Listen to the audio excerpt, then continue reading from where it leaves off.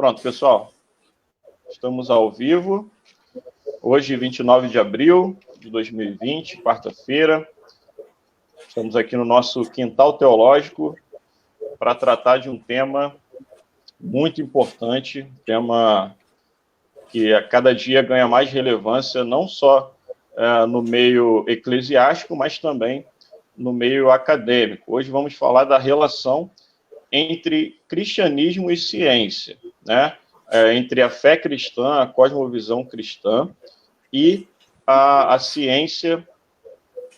Qual é a relação, se é uma relação conflituosa ou se é uma relação que pode ser amistosa ou, quem sabe, até de complementaridade, né? Vamos descobrir como essa relação pode ser, talvez, melhor trabalhada, melhor entendida, e qual pode ser o nosso papel nesse diálogo. Eu quero começar dando boa noite a vocês que estão chegando, e quero pedir que vocês interajam conosco, nos informem se o áudio está ok, se o vídeo está legal, para que a gente possa ter aí uma boa experiência nessa noite. Deixa eu só pegar a minha pauta aqui.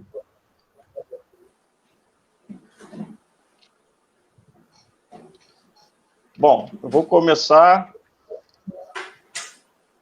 falando aqui dos nossos convidados. O Josivan já chegou aqui. Seja bem-vindo, Josivan. Tem algumas pessoas já nos acompanhando. Vamos apresentar aí os nossos integrantes, né? O pastor Alexandre Mendes, vocês já conheceram na semana passada, quem acompanhou a gente por aqui.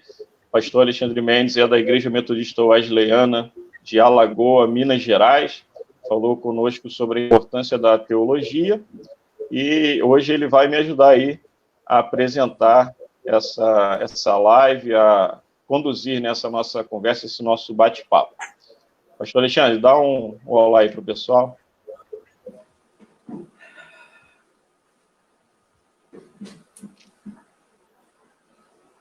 Esqueceu de... Não, seu microfone está desligado. Eu tinha desligado. Show agora? Agora fechou? Show. Agora sim. Beleza. Boa noite a todos os que já estão aí ligadinhos na live. Sejam bem-vindos. Creio que será uma noite muito boa, muito proveitosa. O tema é oportuno e creio que podemos aprender com os entrevistados dessa noite, pessoas que têm uma vasta caminhada aí na área das ciências, né? E estamos com muita expectativa aí. Creio que as pessoas que estão ligadas aí também vão poder fazer suas provocações, suas perguntas aí, que nós vamos jogar para os nossos entrevistados aí tentar responder ao longo da nossa conversa. Amém. Hoje o time tá de primeira aqui. Já falei que a gente vai lançar, já combinei com o pastor Alexandre, a gente vai lançar as perguntas, vai sair da live e deixar os dois conversando aí. Tá bom? Mas realmente é um time Deus tenha misericórdia. de primeira. Que Deus tem nos abençoado com essas pessoas aí tão capazes, né? Intelectualmente capazes e também com o coração voltado para o reino de Deus. Eu queria apresentar também o nosso irmão Vitor Oliveira, ele é aspirante ali na Igreja Metodista Wesleyana de Cabo Frio. O Vitor, ele é diretor regional de EBD, da primeira região, e também, alguns não sabem, né, como eu falei na semana passada, tem gente que só conhece o lado eclesiástico ministerial do Vitor, não conhece o lado cientista dele, né? Ele é doutor em física médica, não é isso, Vitor? Dá um oi aí para o pessoal. Olá, pessoal. Pode ser eu. Amém. Vitor também vai nos ajudar aí nessa noite a tentar encontrar caminhos para esclarecer essa temática. E o nosso convidado aí especial de hoje, pastor Raul dos Santos Neto, ele é pastor auxiliar na Igreja Metodista Wesleyana Central de Petrópolis, né? É doutor em ensino de ciências, ele é líder do Grupo de Estudos de Petrópolis da Associação Brasileira de Cristãos na Ciência. Então, temos aí convidados gabaritadíssimos para tratar desse tema. Pastor Raul, por favor, dá um oi para o nosso público. Graça e paz a todos aí, que Deus possa derramar abundantemente sobre nós nessa noite aí, um espírito de graça, de sabedoria, né, abrir a nossa mente para a gente realmente poder desfrutar desse momento aí. E, mais uma vez, queria dar os parabéns aí à equipe que organizou o encontro, as perguntas, estão de parabéns mesmo, que Deus continue abençoando vocês. Amém, amém. Bom, então, vamos ao que interessa, né? Vamos falar, então, desse tema interessantíssimo, a relação entre cristianismo e ciência. E, para introduzir esse tema, eu queria citar aqui uma reportagem do portal IG, né? Cuja manchete é assim: o cientista que crê em Deus. Né? Então, a manchete que já traz em si essa aparente estranheza, né? O cientista que crê em Deus. É quase como se estivesse falando assim, o ateu que crê em Deus, né? Ou seja, quando você lê a manchete da reportagem, você já percebe que há ali uma certa desconfiança, né, a respeito de um cientista bem gabaritado, e está falando aqui do Francis Collins, nada mais, nada menos do que o homem responsável, né, por administrar o orçamento em relação ao projeto do genoma humano. Ele substituiu o biólogo James Watson, que foi um dos descobridores da estrutura da dupla hélice do DNA. Então, está falando de um cientista de muito renome, né, que gerencia aí talvez o maior orçamento mundial sobre pesquisa científica nessa área, Francis Collins. Inclusive, se eu não me engano, ele deu uma entrevista há pouco tempo para a ABC2. Se você colocar aí no YouTube, ABC2 Francis Collins, você vai poder acompanhar. Mas o que chama atenção na reportagem é justamente essa aparente estranheza, né? Um cientista que não tem vergonha de professar publicamente a fé cristã. Né? Inclusive, o Sam Harris, né, para quem está aí inteirado sobre essas questões de ateísmo, fé, sabe que o Sam Harris é chamado de um dos 4 cavaleiros do neoateísmo, né? E ele critica justamente o fato de colocar tamanha responsabilidade, administração de tamanho orçamento em relação a uma pesquisa científica na mão de um cristão, de alguém que professa fé em Deus. Então, quando se coloca essa questão entre ciência e fé, e hoje nós vamos direcionar especificamente para a fé cristã, então fica essa aparente estranheza. Será que é possível, né, um cientista de fato ser cristão? Então, vamos lidar, ou qual é a relação, né, que se pode ter entre cristianismo e ciência. Então, vamos tratar desse tema hoje, tá? E eu já queria aqui introduzir a primeira pergunta. Bom, partindo então dessa entrevista, dessa reportagem, a gente pergunta, bom, existe um conflito real entre cristianismo e ciência? Ou seja, há de fato uma tensão histórica entre o cristianismo e o trabalho científico? Eu queria começar com o pastor Raul. Bom, primeiramente, mais uma vez, né, parabéns aí pela pergunta, né, essa é uma pergunta realmente muito pertinente. Em relação ao conflito, né, esse conflito, a gente pode responder isso de 2 maneiras, né, ou pelo menos em 2 etapas. Então, atualmente, existe sim um conflito entre ciência e fé, só que esse conflito foi um conflito que, na realidade, ele não surgiu por conta das especificidades das áreas, ou seja, ele não surgiu porque há uma incompatibilidade entre teologia e ciência.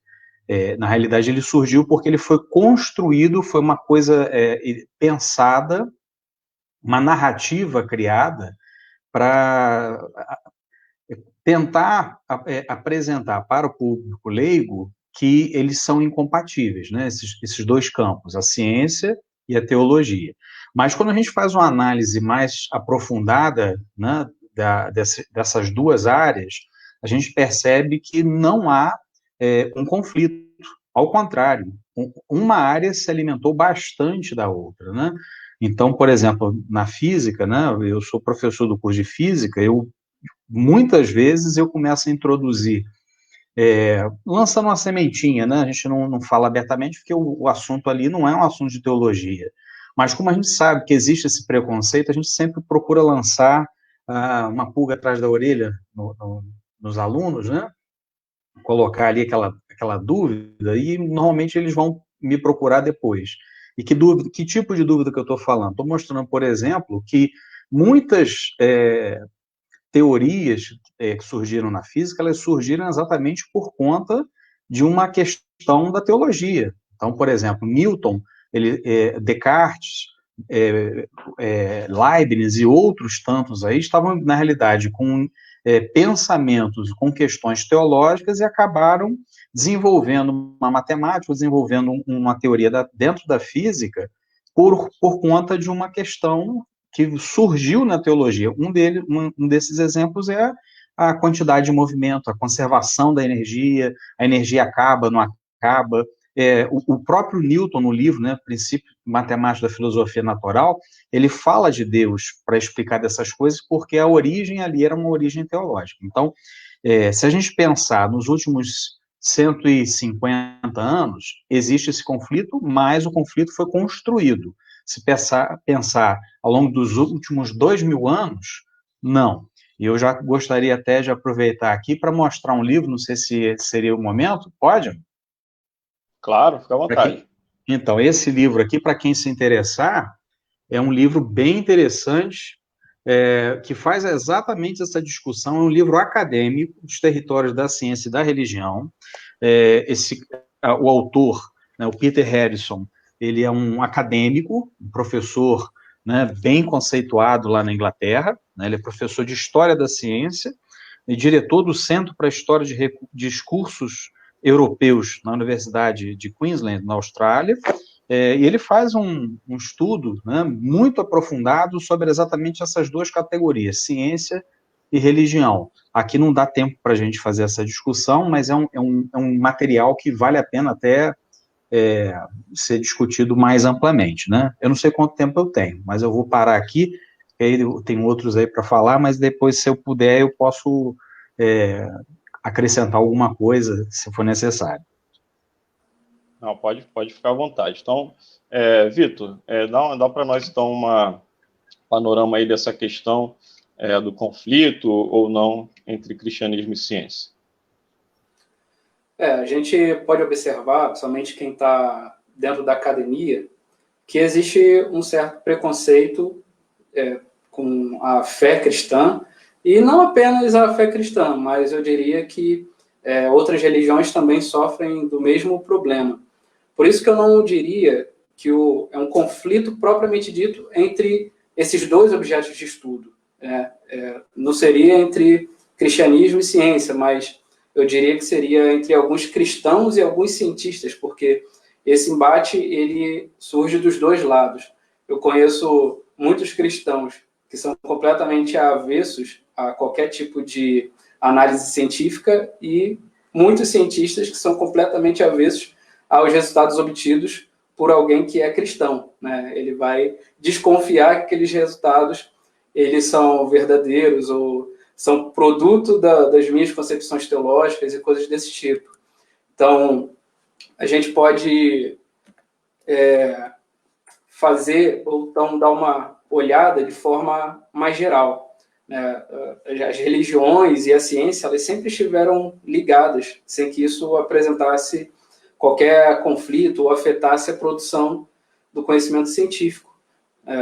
Talvez essa dicotomia tenha surgido ali aproximadamente no século XVI, um pouco mais para frente, mas dentro da história da humanidade a gente sempre viu as duas coisas entrelaçadas.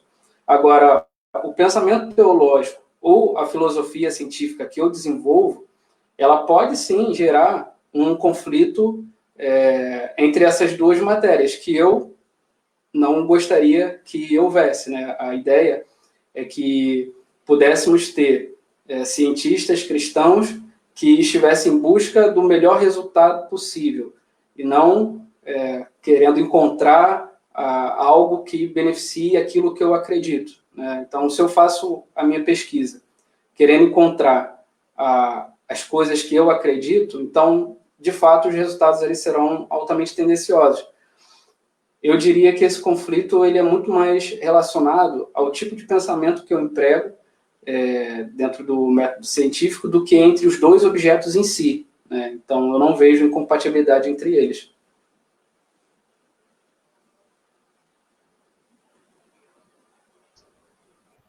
Perfeito. Pastor Alexandre?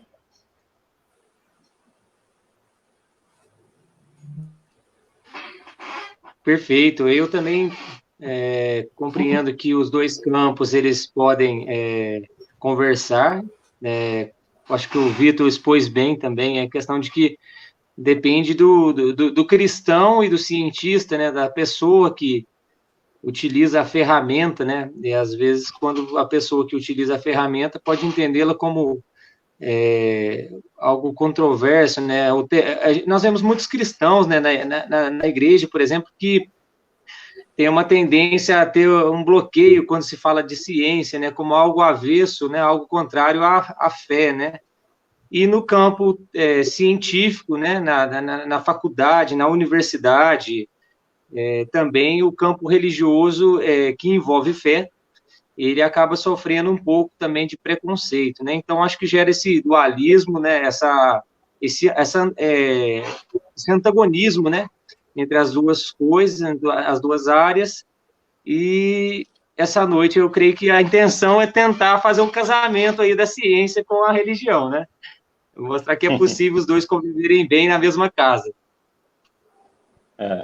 Interessante essa questão do casamento, né? Porque existem modelos de interação, né, para relacionar ciência e fé.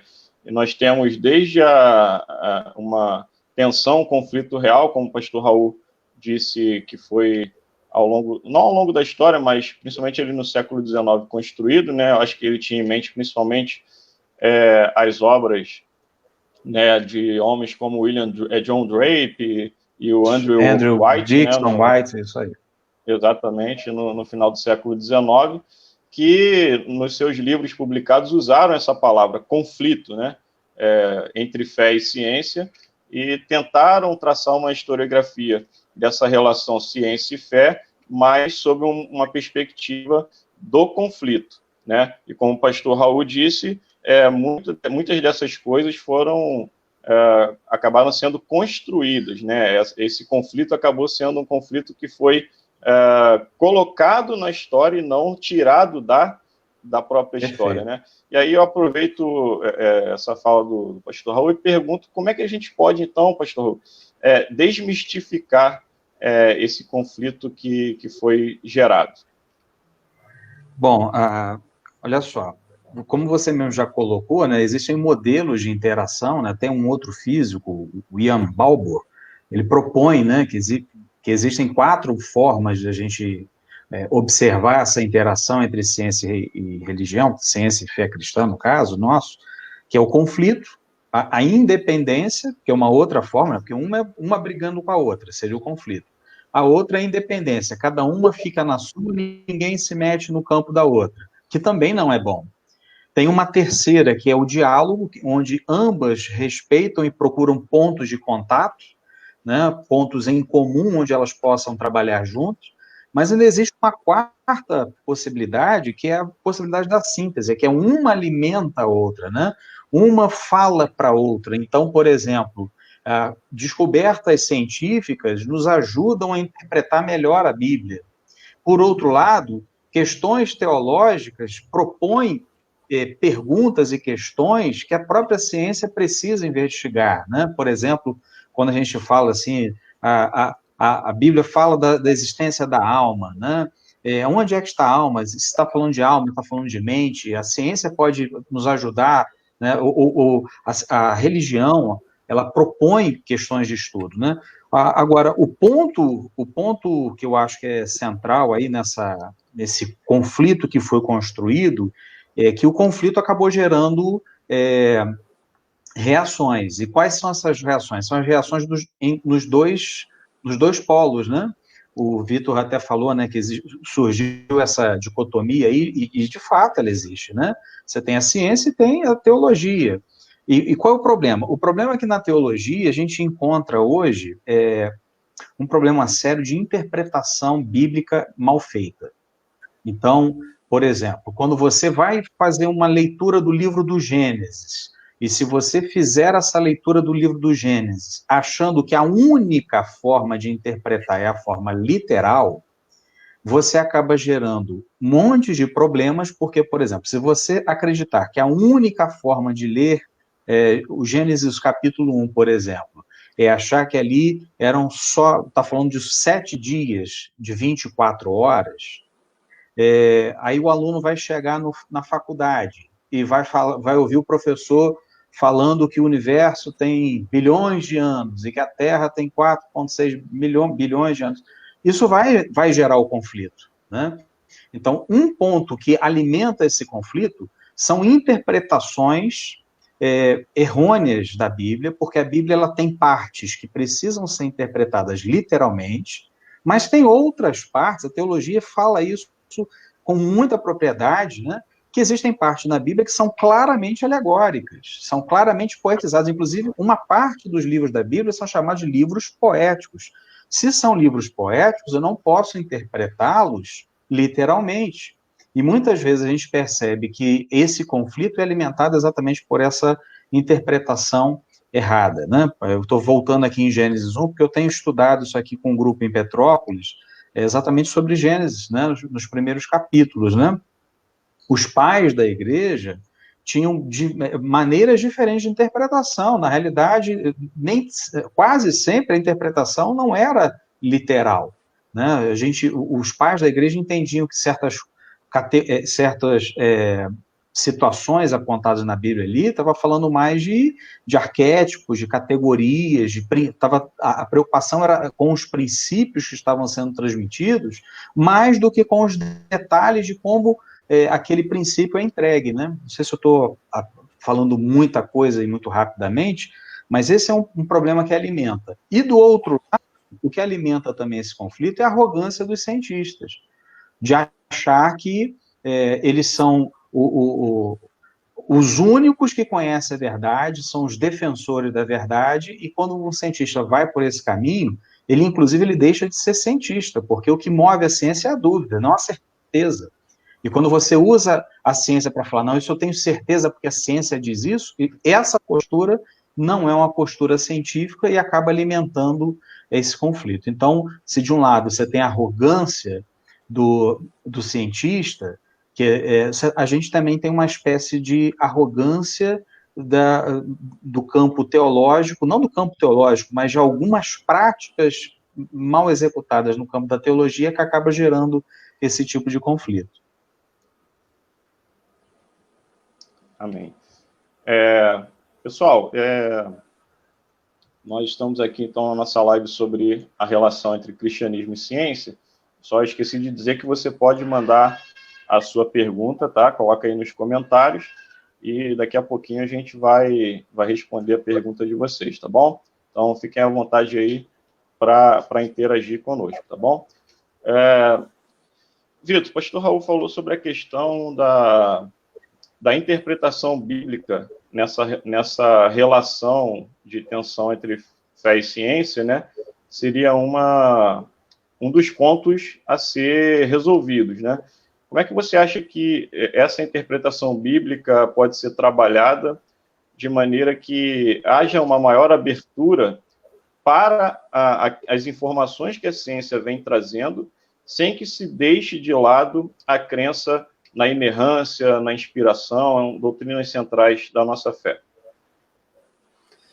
Então, isso aí é algo que eu sempre falei bastante nas minhas aulas no seminário, porque dependendo da confissão de fé que eu tenha, ela vai me levar para um tipo de pensamento teológico, e é sempre muito difícil você desconectar aquilo que você acredita em termos teológicos, com a prática científica. Então, se, por exemplo, eu for fundamentalista, ou seja, acreditar numa interpretação literal das Escrituras, principalmente ali em Gênesis 1, Gênesis 2, tentar conciliar os resultados científicos com essa minha interpretação daquele conteúdo, realmente vai ficar muito difícil. Então, eu vou precisar forçar a interpretação dos dados para se encaixar naquilo que eu acredito e dizer que eu estou certo. Eu acho isso sempre muito perigoso. Eu acredito que o cientista cristão, na hora de fazer a interpretação do texto, ele precisa ter o coração aberto para entender, de fato, aquilo que está acontecendo dentro de um ponto de vista dos dias de hoje. Né? Se eu tentar interpretar de uma maneira equivocada, no sentido de, olhando lá para trás, pegar a visão que se tinha em outros séculos e trazer essa interpretação para hoje, eu vou cometer muitos erros. E da mesma maneira com relação aos dados científicos. Né? Eu preciso olhar para aquilo que a natureza está nos expondo e interpretar aquilo de maneira muito mais correta, no sentido de que eu preciso ter uma certa isenção dentro da interpretação daqueles dados. Eu sei que isso é um pouco utópico, né? Porque a gente sempre vai ter ali algum background, alguma coisa que você já conhece e, a partir disso, tentar interpretar, mas eu diria que, ao máximo possível, tentar colocar os dados em cima da mesa e interpretá-los segundo o conhecimento de hoje. Seja o conhecimento bíblico, teológico, seja também o conhecimento científico. Eu acho que somente dessa maneira, em termos de interpretação, né, seja bíblica ou seja científica, você vai precisar fazer dessa maneira. Perfeito. Pastor Raul, o senhor falou sobre a questão da ciência lidar com dúvidas, né, e não com certezas. De fato, o que se acredita popularmente é que a ciência lida com a razão, né, e o cristianismo é apenas uma religião cujo objeto é a fé, né? E fé aqui é quase sempre oposta à razão, né? A questão da racionalidade. E aí acaba sendo um jogo desigual, porque geralmente a ciência que acaba tendo a última palavra, porque ela está com a razão, com a racionalidade, né? Para com aqueles que, sendo cristãos, eles, embora creiam, têm algumas dúvidas em determinadas áreas. Como o Vitor falou, há aqueles que são fundamentalistas, independente do que eles recebam de informações de fora, eles não vão mudar a sua posição. Mas acho que a grande maioria dos cristãos sinceros tem dúvidas em relação à sua fé, a questões, por exemplo, como a relação da fé com a ciência. E quando a gente acaba divulgando, né, que a ciência está do lado da razão e que a religião é puramente uma matéria de fé, eu acho que a gente já começa a perdendo o jogo. E aí eu queria partir para a próxima pergunta.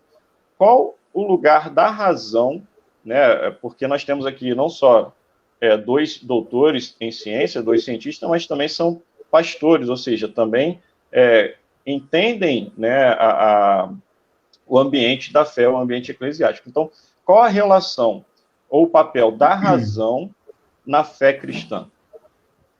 É muito boa essa pergunta também, porque a gente realmente fica com a ideia de que a ciência está baseada em fatos e produzem um conhecimento que é real e verdadeiro, enquanto a religião é apenas baseada em opinião. Esse é o senso comum que se tem a respeito disso. Só que esse senso comum, ele está errado nos dois lados, ou seja, ele está errado ao achar que a ciência ela vai sempre conduzir a um conhecimento real e está baseada sempre em fatos, ou seja, ela não depende de interpretação, e isso não é verdade, porque a ciência ela trabalha conjuntamente interpretação com fatos, ou seja, eu vejo um fato e eu vou fazer uma interpretação daquele fato, mas para eu interpretar aquele fato, aquele fenômeno físico, por exemplo, eu preciso de um modelo. Então, toda vez que eu vou fazer ciência, eu utilizo de um modelo, eu acabo criando um modelo, ou utilizando um modelo que já existe, para eu avaliar aquele fenômeno. E, às vezes, é muito comum na ciência eu ter que substituir um modelo por outro, às vezes um modelo que diz, inclusive, o contrário, ou diz algo muito diferente do anterior. Por exemplo, eu vou dar um exemplo da física aqui, né? Então, por exemplo, a gente tinha um modelo na astronomia para explicar a movimentação dos planetas. Esse modelo durou durante vários séculos até que os fatos começaram a mostrar que aquele modelo não era bom. Ou seja, a interpretação daquele fato, ele não estava sendo adequado. Então, foi necessário substituir o modelo, saiu do geocentrismo para o heliocentrismo. Na física, por exemplo, de partículas, também na física que vai estudar os átomos, né, também a gente percebe que houve várias alterações no modelo. Na realidade, o modelo que a gente tem agora, o modelo que é chamado modelo padrão, ele nem está fechado ainda. Ou seja, existe o fato? Sim, mas existe a interpretação. Então, a ciência, ela trabalha, sim, com interpretação. Tem coisa que a gente vê na ciência e que a gente cria uma explicação baseada no modelo, né? Em dados, no vocabulário mais técnico, né? A gente está querendo dizer que, assim, a gente precisa de uma epistemologia, ou seja, a forma como a gente vai abordar aquilo dali vai depender, inclusive, da forma como eu vejo o mundo. O Vitor falou um pouquinho disso, né? Não usou esses termos, mas é basicamente a mesma coisa que eu estou falando aqui, né?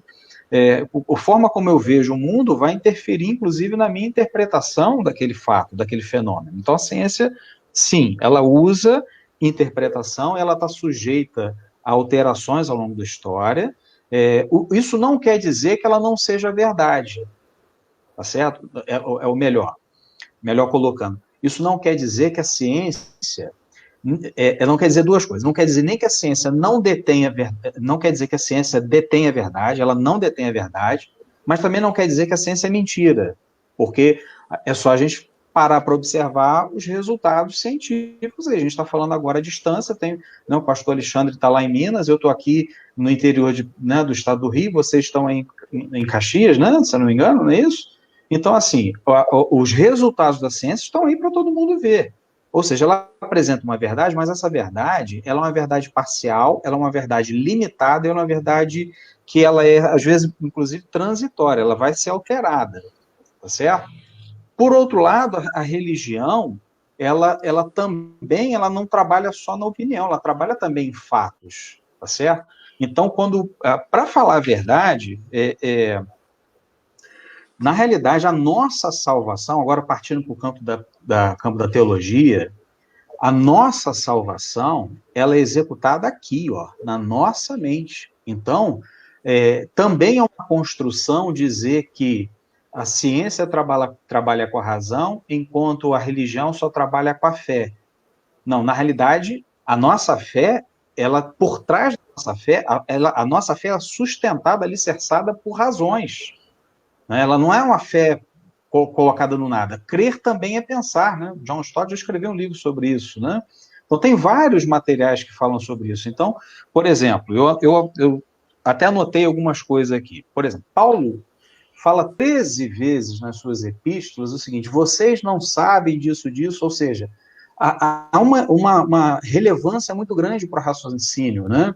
Quando o Jesus foi falar também, por exemplo, na parte de Mateus, no capítulo 21, falando: vocês estão vendo, vocês veem o céu quando está ficando vermelho, vocês sabem que vai chover, por que vocês não conseguem, já que vocês sabem ler os fenômenos físicos, por que vocês não conseguem também ler os fenômenos espirituais? Ou seja, existe sim uma base para a nossa fé. A gente vê as coisas, experimenta as coisas e acaba o uso da razão acaba também corroborando e aumentando a nossa fé. Ou seja, a fé não é um salto no escuro, a fé é um salto para a luz, é o contrário. A fé é um salto para a luz, né? Poderia dar outros exemplos aqui. Eu abri aqui, por exemplo, em Romanos, capítulo 10, se eu estiver falando demais, você me interrompe aí que eu paro, tá? Mas, por exemplo, Romanos, capítulo 10... Não, pode ficar à vontade. Fala o seguinte, porque Paulo falando a respeito dos judeus: dou testemunho que eles têm zelo por Deus, porém não com o entendimento, ou seja, o entendimento faz parte da prática e da regra, né, da forma de viver. Lá no capítulo 10 ainda, no versículo 10, fala-se aqui, porque com o coração se crê para a justiça, e com a boca confessa a respeito da salvação. Interessante é que a palavra coração, para a gente hoje, é símbolo de emoção, mas para aqueles povos na antiguidade, coração significava pensamento. Então, quando ele fala aqui que porque com o coração se crê, ou seja, com a mente, a nossa salvação passa pela mente. E ele fala, porque olha só, todo aquele que invocar o nome do Senhor será salvo. Porém, como invocarão aquele que não creram? E como crerão daquele que nada ouviram? E como ouvirão se não há quem pregue? Ou seja, o próprio evangelho demanda razão, demanda pensamento. E, por fim, para não me alongar demais, a gente tem que entender o seguinte, a forma como a gente pensa, né, e o Vitor usou essa expressão, eu vou pegar essa expressão do Vitor de novo, a forma como a gente pensa afeta a forma como a gente faz ciência, mas a forma como a gente pensa, teologia, também afeta, ela tem implicações sobre o sentir e sobre o agir. É o contrário, normalmente a gente acha, e isso é um problema que a gente enfrenta no meio pentecostal. No meio pentecostal a gente dá muita ênfase para o sentir e depois para o pensar. Só que a Bíblia inverte isso. A Bíblia fala o seguinte, porque eu pensei correto, eu senti. Porque eu entendi o amor de Deus, eu me sinto amado por Deus. Então eu preciso entender o amor de Deus, eu preciso entender a graça de Deus para eu usufruir e sentir o amor e a graça de Deus. Então, religião usa, sim, e muito a razão. A nossa fé está baseada na razão e não no nada, né? Enfim, dava para falar um pouquinho mais, mas vamos deixar espaço para os outros aí. O vício de professor pega e vai, né? Não, eu estou aqui sentado aqui aprendendo, me alimentando e tem sido muito bom. Vitor, pegando esse gancho da questão, talvez até denominacional, vou até focar aqui, somos todos wesleyanos, talvez, claro, haja pessoas aí de várias denominações nos assistindo, mas dentro de uma perspectiva wesleyana, né, há uma forma de interpretação, né, que os teólogos posteriores deram o nome de quadrilátero wesleyano, onde a razão era um ponto importante, né? A escritura está acima, mas abaixo da autoridade das escrituras nós temos razão, experiência e tradição. E nós, pentecostais, acabamos dando muito mais ênfase à experiência. Como que a gente faz para resgatar a importância da razão nesse processo de interpretação do mundo à nossa volta? Eu acho que vale a pena a gente lembrar que isso também está baseado numa questão cultural. Nós somos pentecostais, mas por que somos pentecostais? O que nos levou a isso? Wesley, ele era pentecostal, ele compreendia esses fenômenos que nós interpretamos como ação do Espírito.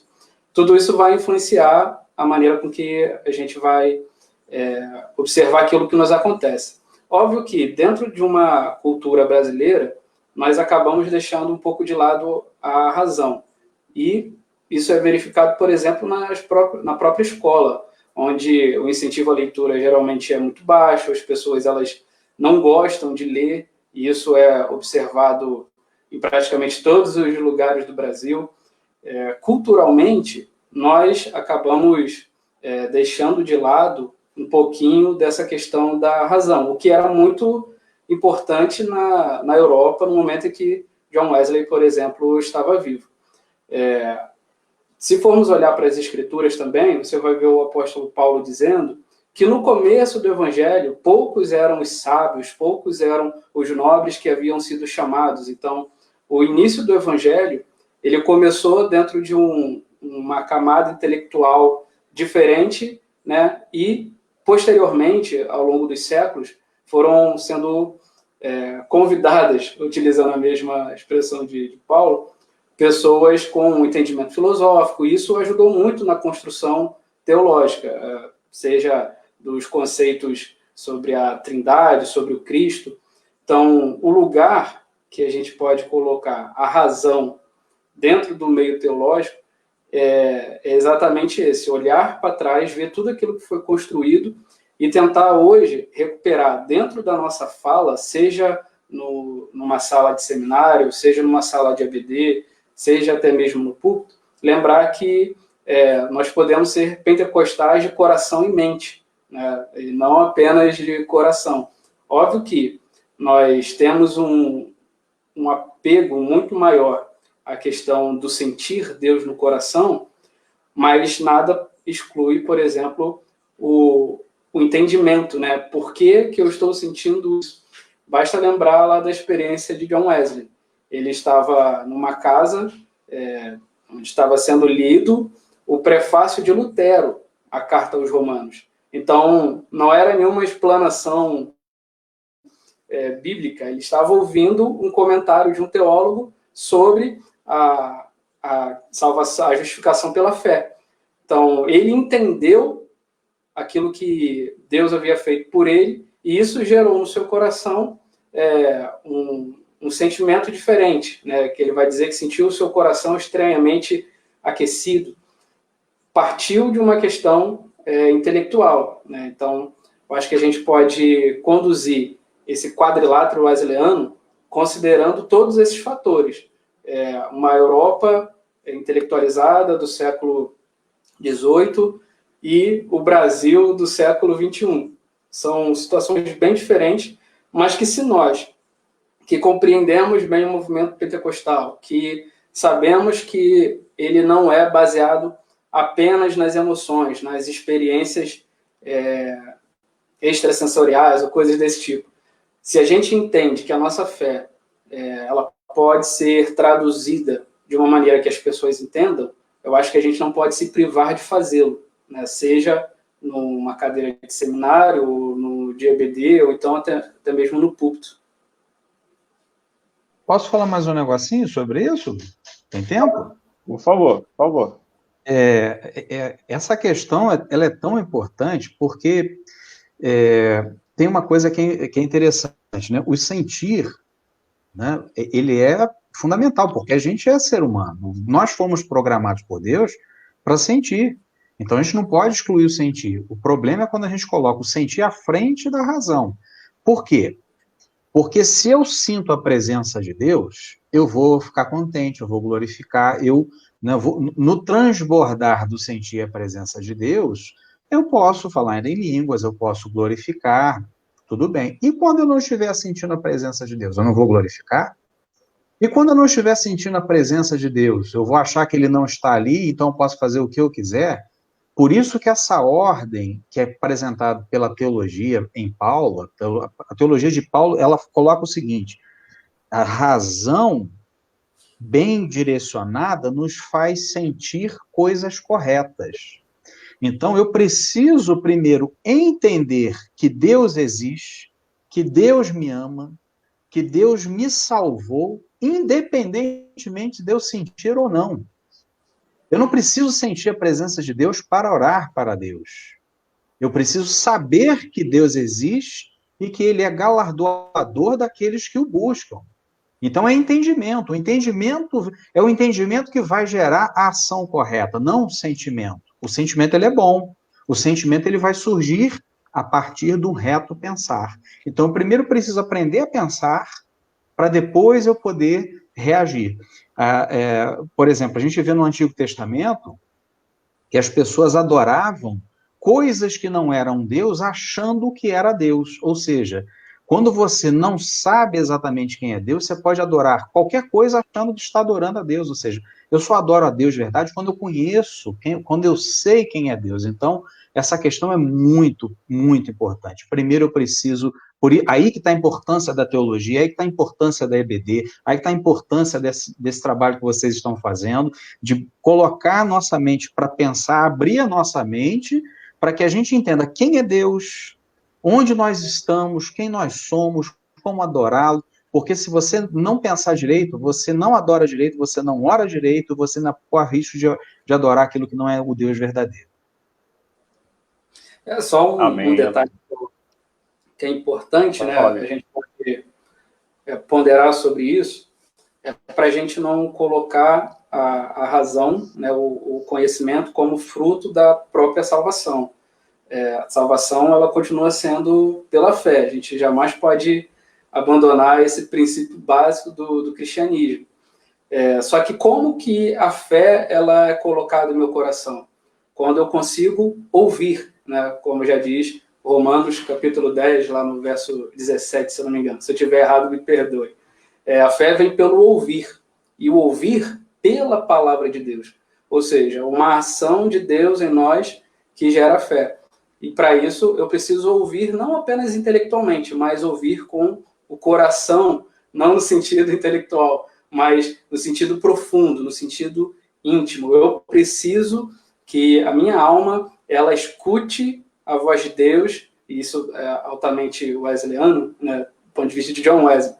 E a partir disso, Deus ele gera a fé salvadora no meu coração. Isso me dá uma certeza absoluta de que eu sou filho de Deus, aí tem o testemunho do Espírito e coisas desse tipo.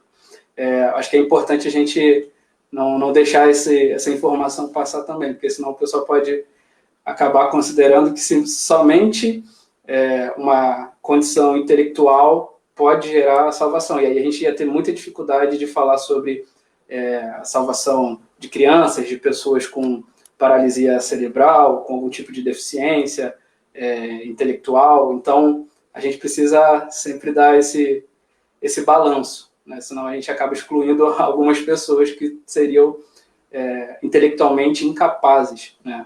Então, só esse comentário. Amém, amém. Olha, que maravilha ouvir vocês, hein? Nossa, graças a Deus. Olha, Max. Pastor Alexandre, aproveitando que você já deu o ensejo aí, eu queria te transmitir uma pergunta, mas pode falar antes. Então, até na experiência pastoral, é curioso isso que o Vitor, a bola que ele levantou agora, sobre a questão dessas pessoas que não têm, vamos dizer, um grau de racionalidade que a gente entenda como apto a compreender a revelação.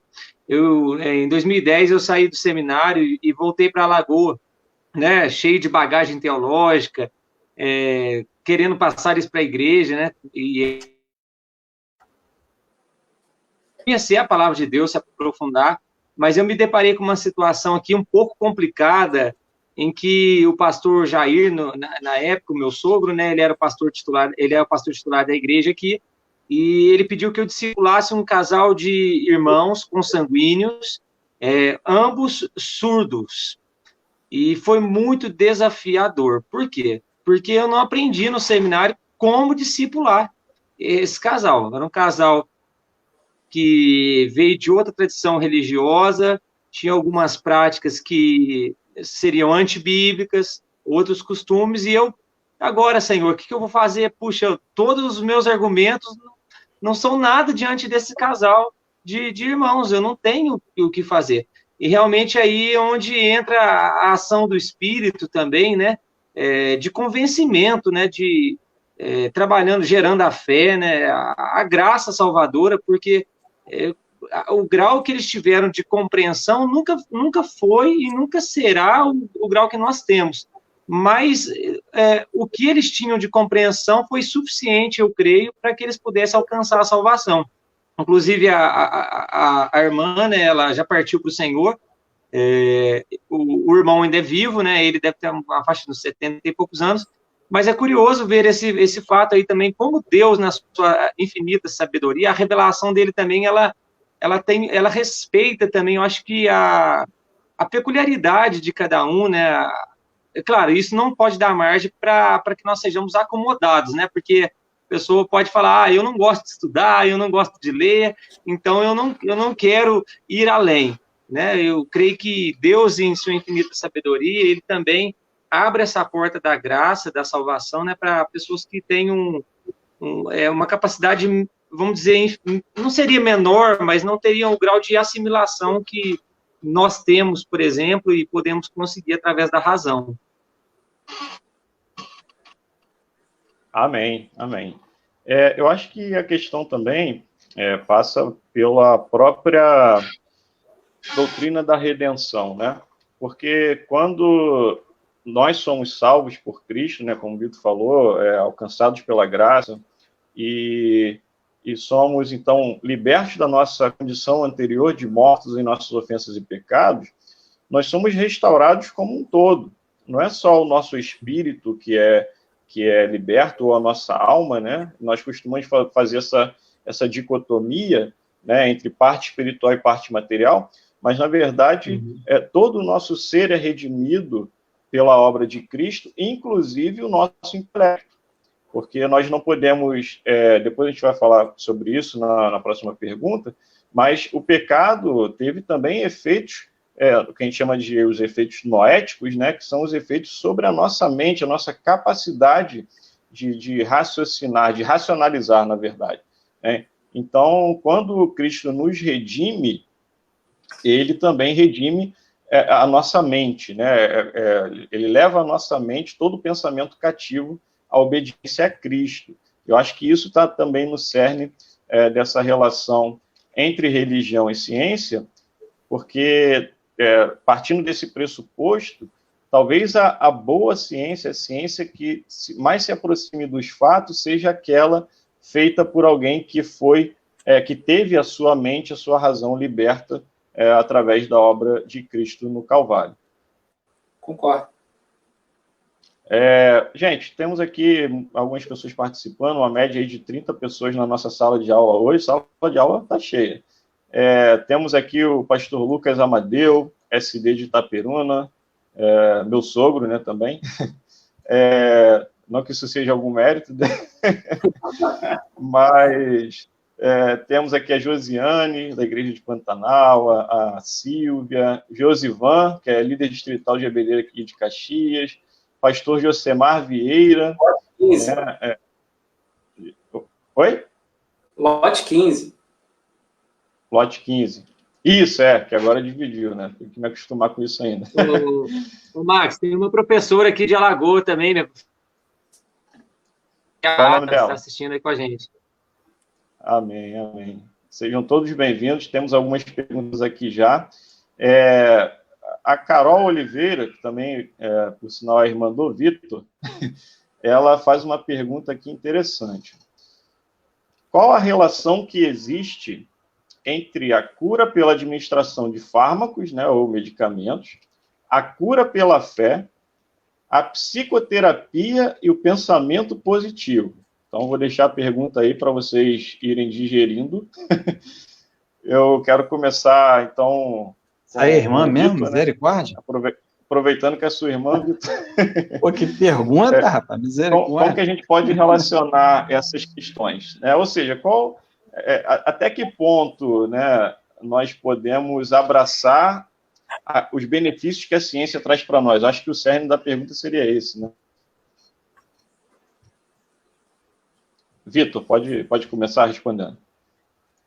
Tá, vamos lá. Vou tentar ser o mais didático possível. Eu acredito em milagre.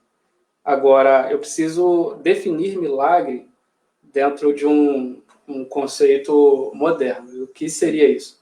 Seria uma intervenção divina utilizando leis naturais desconhecidas, porque eu não acredito que Deus ele quebra as leis naturais para poder realizar a sua obra. Ele utiliza aquilo que a gente ainda não sabe, né? Então, por exemplo, se hoje nós temos acesso à administração de fármacos, ou, sei lá, estou com uma dor de cabeça, eu tomo um remédio para dor de cabeça. Eu entendo isso como um ato, né, de Deus ao longo da história, permitindo que os homens conhecessem, tivessem acesso a esse tipo de conhecimento que pudesse nos ajudar. Agora, também acredito que Deus ele pode, de maneira sobrenatural, agir no mundo, trazendo cura. Acredito fielmente nisso. Quer dizer que ele quebrou algum princípio físico? Não, apenas que ele utilizou algo que a gente não conhecia, né? Então, eu acho que para poder responder essa pergunta, qual é a relação que existe entre a cura pela administração e a cura pela fé, eu vou dizer que todas elas são fruto do ato de Deus ao longo da história. Uma permitindo aos homens que conhecessem, e a outra pela sua própria ação divina na história da humanidade. Eu iria mais ou menos por esse caminho, né? Eu não sei se eu consegui responder tudo. Eu achei muito interessante, Vitor, porque a gente costuma ter a noção de que Deus só age de forma sobrenatural, ou seja, através de milagres. Mas olha só que interessante que o Vitor trouxe. Deus também age através do desenvolvimento histórico. Ou seja, Deus ele está presente também nas descobertas científicas, como? Dando capacidade intelectual ao ser humano de alcançar essas descobertas. Pastor Raul, o senhor também iria por essa linha? Basicamente, você falou até uma frase que eu ia usar, né? Deus, ele nos abençoa de variadas formas, e formas, inclusive, que a gente nem conhece ainda. Então, por exemplo, vou pegar um ponto ali do pensamento positivo. A neurociência já mostra para a gente que a forma como a gente pensa influencia no nosso corpo. São as doenças, por exemplo, existem doenças, são as chamadas doenças psicossomáticas, que são geradas a partir de pensamentos, de sentimentos, de reações que a gente tem, e que acabam gerando, inclusive, doenças. Então, por que não pensar também no contrário? Então, se eu pensar de uma forma correta, não vou botar pensamento positivo para não ficar caracterizado como aquela ideologia que existe aí, mais com aquela vertente oriental que ficou famosa aí nos anos 70, né? Mas se Deus já colocou, já estabeleceu certas leis, né, e acaba a gente pode entrar nessas leis sem mesmo a gente saber direito como é que está fazendo, por que não, né, usufruir? Então, eu acredito que existam certas coisas que Deus já preparou de antemão para nós, inclusive uma forma de você, se você pensar corretamente, você vai ter um corpo mais saudável. Então, poderia enquadrar aí, né? Em relação ao uso de fármacos, eu penso o seguinte: o homem lá na antiguidade, de repente, vivia em cavernas, né? E hoje a gente tem toda uma tecnologia para morar numa casa, né? Um prédio com um elevador, a gente utiliza de toda essa tecnologia, né? E ninguém fica escandalizado. Puxa, a gente está usando essa tecnologia toda. Por que, então, a resistência tomar, de repente, um remédio para o coração, ou usar um óculos para enxergar melhor, ou tomar um remédio, né, para dor de cabeça? Eu vejo isso tudo, como você colocou, Alexandre, como bênção de Deus. Foi Deus que nos deu essa capacidade intelectual de produzir. Então, isso é uma forma de honrar a Deus, inclusive usar. E uma terceira coisa, eu vou mexer numa casa de marimbondo aqui, porque é o seguinte: se Deus me permite ter acesso a coisas que foram geradas indiretamente pela sua bondade e da inteligência à humanidade, que produz casas, produz carro, né, produz remédios, né, se eu posso usufruir disso, e eu deixo de usufruir dessas coisas para tentar uma cura, né, por uma outra vertente, por um outro caminho, a pergunta eu vou provocar aqui agora também, né? Até que ponto isso não é tentar a Deus? Até que ponto isso não é a mesma tentação que Satanás fez com Jesus lá em Mateus capítulo 4, que quer fazer o seguinte: se você for o filho de Deus, você se lança do alto desse topo do templo aqui, do pináculo do templo, porque está escrito, né? Deus dará ordem aos seus anjos que não deixará que tropece em pedra alguma de tropeço.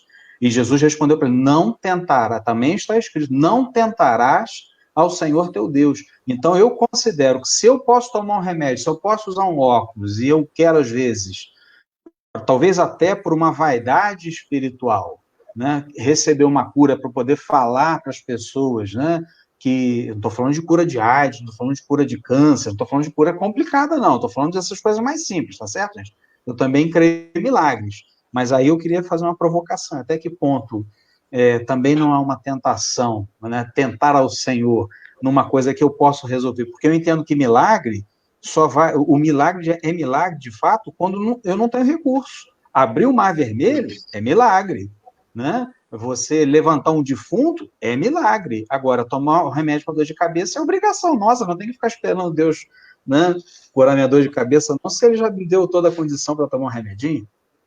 Eu gostaria até de fazer um uma inserção sobre isso, utilizando um exemplo bíblico, né? Como que o rei Ezequias ele foi curado daquela doença mortal, né?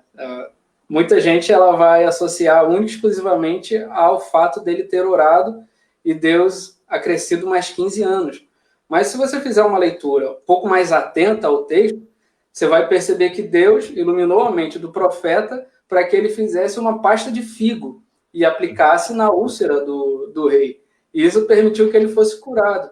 Então, você vai enxergar a ação de Deus através dessa via natural e conhecida na época, e ainda assim, como eu disse antes, isso é um ato da graça de Deus sobre a humanidade.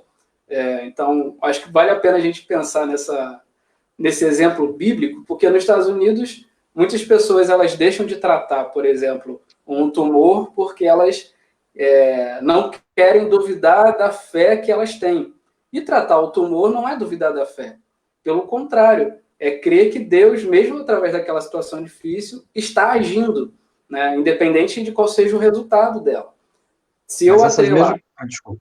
Pode falar. Não, mas essas mesmas pessoas vão de ônibus ou de carro para a igreja, né? Mas alegam que não fazem o uso do tratamento porque estão confiando no homem. Mas qual é a diferença entre confiar no homem para fazer... óculos, né, pastor Raul? Exatamente, não vê. O princípio é o mesmo, né? Eu acho que... Ele falou aí da pomada pertinente. e a vé, né? A fala do pastor Raul é muito pertinente, o Max, é o que está acontecendo aí com a questão do Covid, né?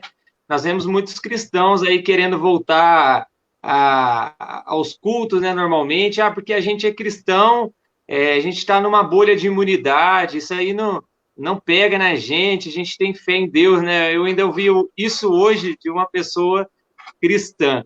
Mas eu ainda ressaltei a fala de Jesus, né? Jesus fala a Satanás, né? Não tentarás ao Senhor.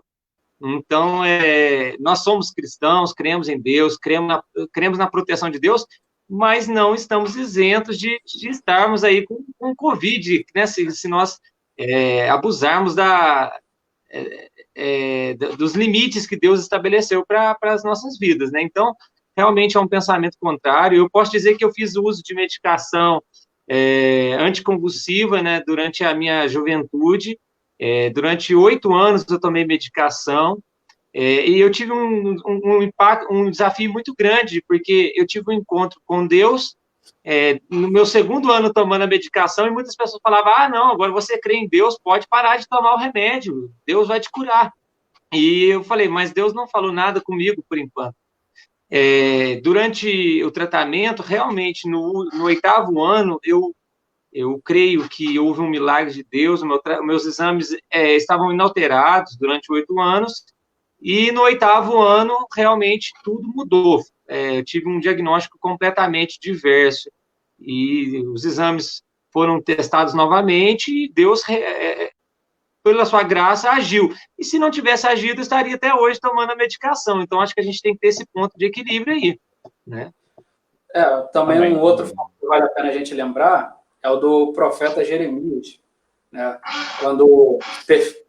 Jeremias não, o profeta Eliseu, o segundo livro do Reis, ele estava doente da doença que morreria, né? Então, isso é uma coisa que acomete até homens como Eliseu, né? Que tinha uma porção dobrada da unção de Elias. Quem sou eu para me comparar com ele? Se ele morreu por causa de uma doença, né? Imagine eu.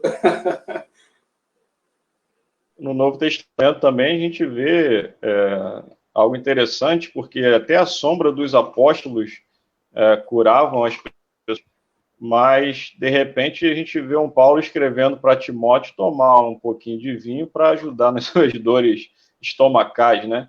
Então, você vê que eles não viam nenhuma incoerência entre essas duas posturas. Deus pode fazer, sim, mas ele pode fazer de diversas formas, tanto miraculosamente, quanto dando ao homem capacidade de desenvolver fármacos, né, ou produtos medicinais para auxiliar no tratamento de determinadas doenças.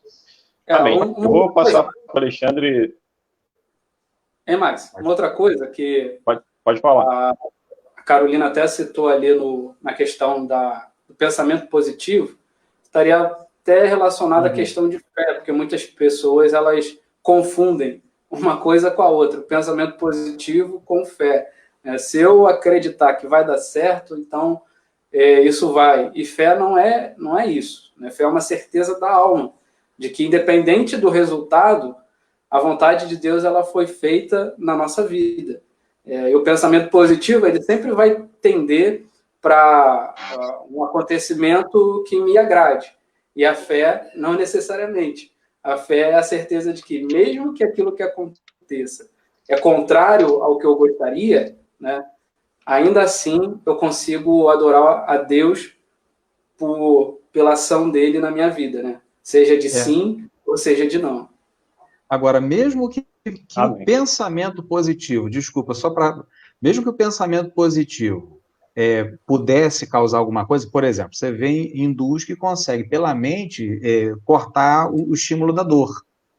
Mas mesmo nesses casos, foi Deus quem criou o cérebro. Então, assim, se ele está usando religiosamente de uma maneira errada, isso é outra história. Agora, o fato é, Deus deu recursos no cérebro que a gente nem conhece ainda, que a medicina ainda não conhece. O efeito placebo na farmacologia está aí para explicar. Às vezes a pessoa toma um remédio de farinha, e aquele remédio faz efeito, porque tem sim dados científicos que mostram que parece que existe uma influência disso. Agora, como é que a gente sabe quando é uma coisa ou outra? É muito difícil, né? Exatamente.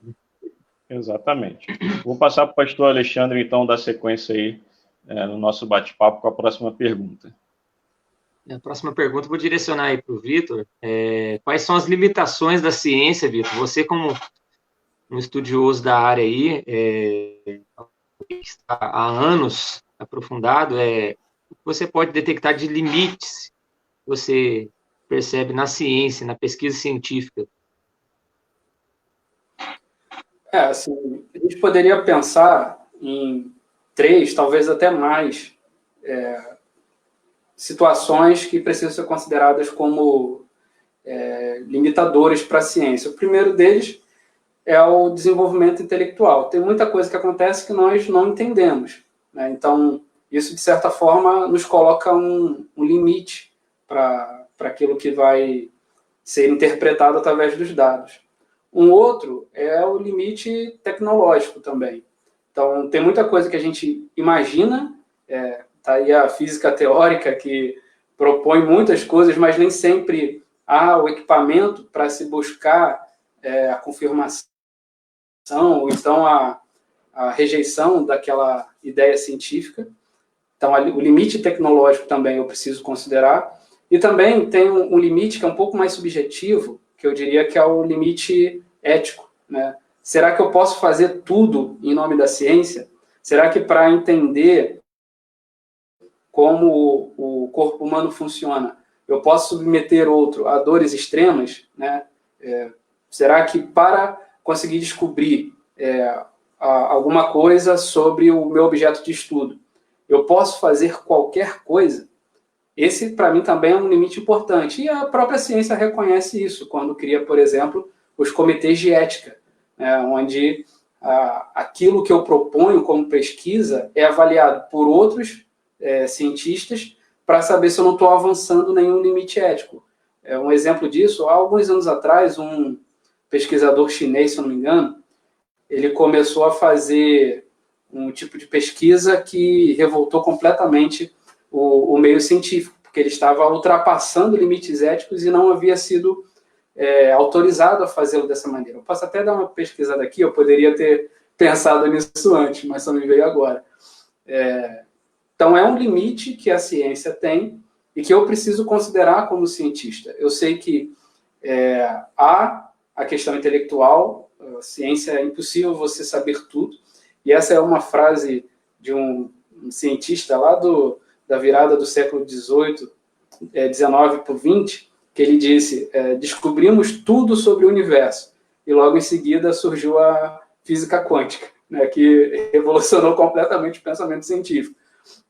Tudo que se considerava antes, eles precisaram remodelar para abarcar as novas descobertas que estavam chegando. Então, eu acredito naquela palavra que Deus dá a Daniel, né? Tem coisas que são para os sábios entendidos do futuro. Hoje, há um limite intelectual, um limite tecnológico e um limite ético também.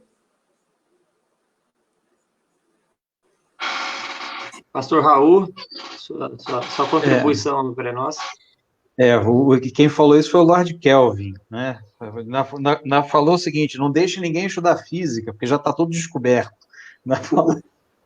Pouco tempo depois tiveram que reformular toda a física, né? E isso eu vou começar de trás para frente, exatamente por conta dessa fala aí, né? Eu creio que, além desses limites que o Vitor já colocou, existem limites também que o próprio Criador colocou para nos envergonhar, né? Envergonhar em que sentido? Eu tenho para mim que o relato bíblico de Gênesis capítulo 3, quando ele fala da queda, mostra ali princípios. E quais são esses princípios? O princípio fundamental ali é de que a nossa vida, a nossa relação com Deus deve se basear na graça, na misericórdia, porque Adão e Eva ali estavam ali no Éden e não tinham feito absolutamente nada, não tinha mérito, eles foram colocados ali por graça, por amor a Deus. Quando é que eles caíram? Quando é que eles foram expulsos desse lugar de delícias? Exatamente quando eles se colocaram como referenciais do certo e do errado, do bem e do mal, a árvore do conhecimento do bem e do mal para mim, né, e para vários outros teólogos, eu poderia citar vários aí que falam exatamente isso, inclusive teólogos dos pais da igreja, né, como enfim, vários teólogos, não entro em detalhe aqui agora. Mas a árvore do conhecimento do bem e do mal, para mim, é a nossa queda. Quando o homem tenta se colocar como referencial do que é o certo e o que é errado, ele se esquece que esse referencial está em Deus, ou seja, a criatura, ela não tem condições de conhecer algo além dela, a não ser por um milagre. Então, Deus, ele criou todas as coisas, o mundo físico, e a partir desse mundo físico, se ele criou esse mundo físico, ele é maior do que o mundo físico, certo? Tem uma lógica por trás aí. Então, o próprio homem, pelo fato dele ser limitado, ele mesmo já é um limitador para o conhecimento. Então, a ciência já nasce limitada pelas próprias limitações da razão humana, que foi colocada por Deus. E toda vez que o homem tenta se colocar como referencial da verdade, ele cai. Então você vê que surge uma teoria, essa teoria vai, daqui a pouco ela cai. Vem outra teoria, surge a arrogância humana, daqui a pouco cai. Então eu tenho para mim que essa é uma forma de Deus mostrar para a gente, tá vendo? Toda vez que você acha, o exemplo que o Vitor lembrou aí da física clássica é um exemplo disso. A arrogância vai, daqui a pouco, é uma queda. E assim foi na psicologia, foi na sociologia e vai continuar sendo, a partir do momento que o homem se colocar como referencial. Então, esse é um limite. O limite é a própria limitação da razão humana. Nós não conseguimos conhecer tudo porque a nossa mente ela tem limitações. Kant falou isso, ele escreveu um livro só sobre isso, né? Dos limites da capacidade, né, de raciocinar, tem um limite. Outro limite que a gente pode encontrar é um limite do quanto a gente pode conhecer da coisa que está sendo estudada, porque como a gente vai estudar aquilo vai depender, como o Vitor falou, de tecnologias, mas vai depender também do modelo que a gente utiliza, vai depender da nossa forma de enxergar aquilo. Então, ou seja, existem vários limites aí para a produção científica, né, inclusive para a produção teológica. A Bíblia mesmo fala que nós não vamos conhecer tudo de Deus, não podemos conhecer tudo de Deus, a não ser aquilo que Deus se permite conhecer, a não ser aquilo que Ele revela. Então, mesmo na teologia, existe um limite, né? E esses limites foram estabelecidos por Deus, né? Ou seja, por mais que a gente estude uma coisa, a gente vai ter o limite da coisa em si, por exemplo, um átomo chega a tamanhos que a tecnologia, como o Vitor citou, não serão favoráveis para a gente estudar aquilo. Então, tem limite ali pela coisa em si, né? Que a gente chama isso na filosofia de questões ontológicas, né? A coisa em si já oferece um certo limite para observação. E também tem os limites na nossa própria mente, que a gente não consegue abstrair tudo, a gente não consegue captar tudo. Por exemplo, nesse exato momento aqui, os nossos olhos estão captando 2 bilhões de bits de informação luminosa, mas o nosso cérebro só consegue processar 500 milhões. Ou seja, a gente já tem uma queda na quantidade de informação que o nosso cérebro consegue processar daquilo que a gente está vendo. Então, nunca a ciência é neutra, porque os nossos olhos são limitados.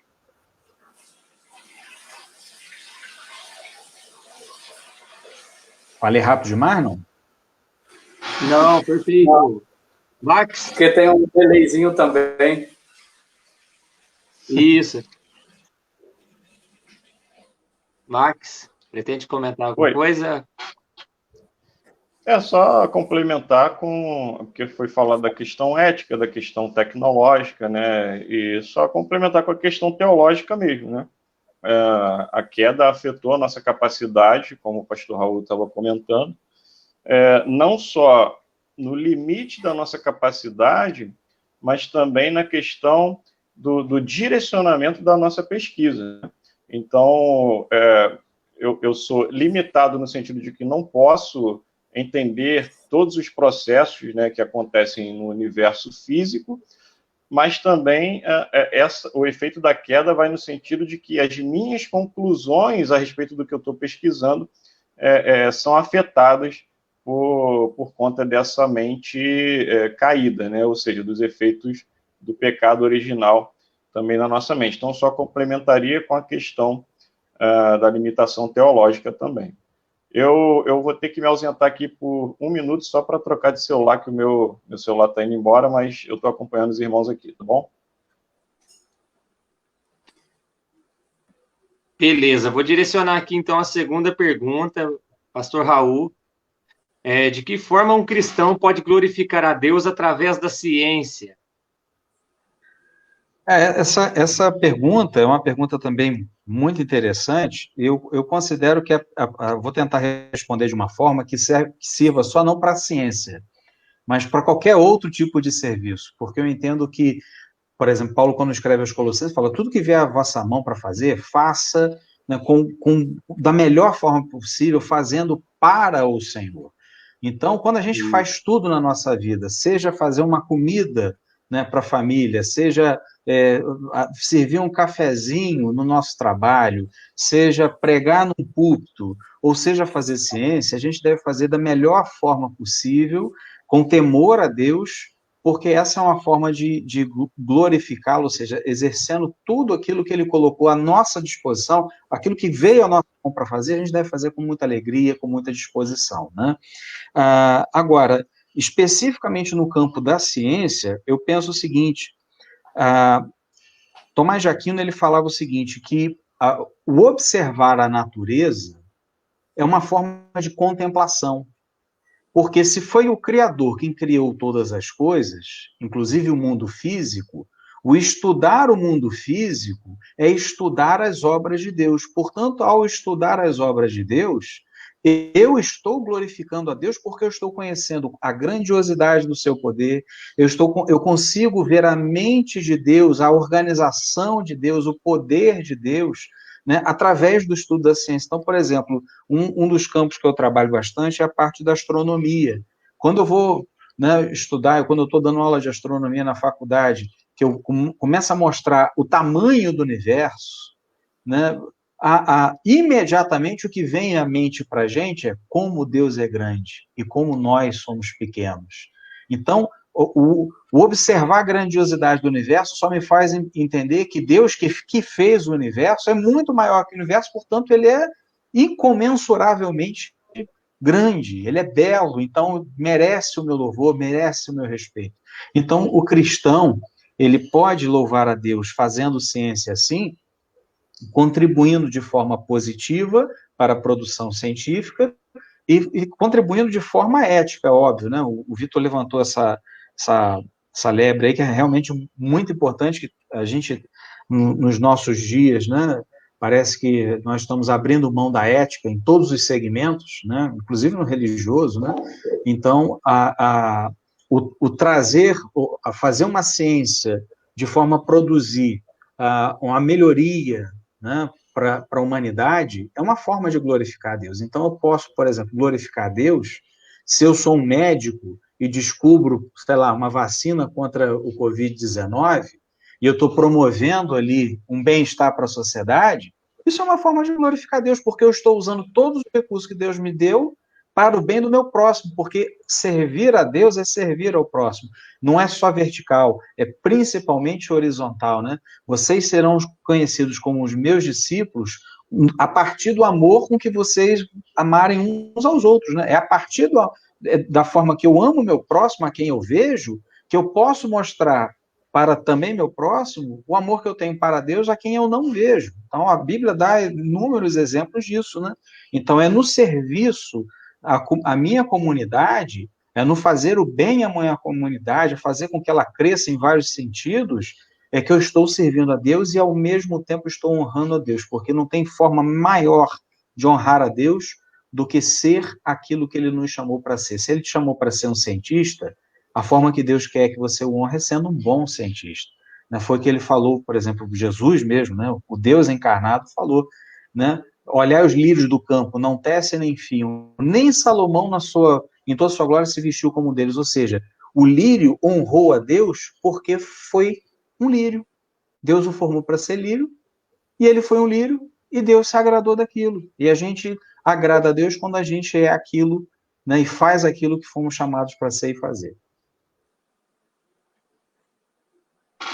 Vitor? Eu vou responder da seguinte maneira. Como que eu, através da minha vida acadêmica, daquilo que eu desenvolvo como pesquisa, ou até mesmo em estágios anteriores, quando eu ainda estou na escola, como que eu posso glorificar a Deus? Pura e simplesmente sendo um cristão verdadeiro. Se eu fraudo aquilo que eu faço, eu não glorifico a Deus de maneira nenhuma. Quantas vezes a gente não observa, por exemplo, cristãos que gostam de se dar bem nas coisas, né, que forjam assinaturas, documentos, que colam nas provas, né? Então, isso com certeza desagrada a Deus. E é a maneira errada de viver a fé que nós temos.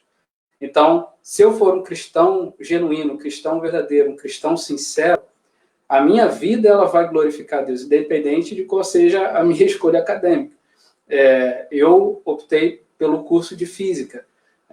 Sempre fui apaixonado por pesquisa científica, cresci assistindo aqueles filmes, né, De Volta para o Futuro, Querida, Encolhi as Crianças. Isso tudo aguça na gente a curiosidade e percebe que, olha, eu posso aprender essas coisas na universidade. Eu me lembro uma vez, estava no meu quarto, isso antes de escolher o curso de graduação. Eu lembro que a minha oração foi a seguinte, falei, Senhor, eu não sei o que escolher, mas que aquilo que eu escolha, eu possa utilizar para o seu reino.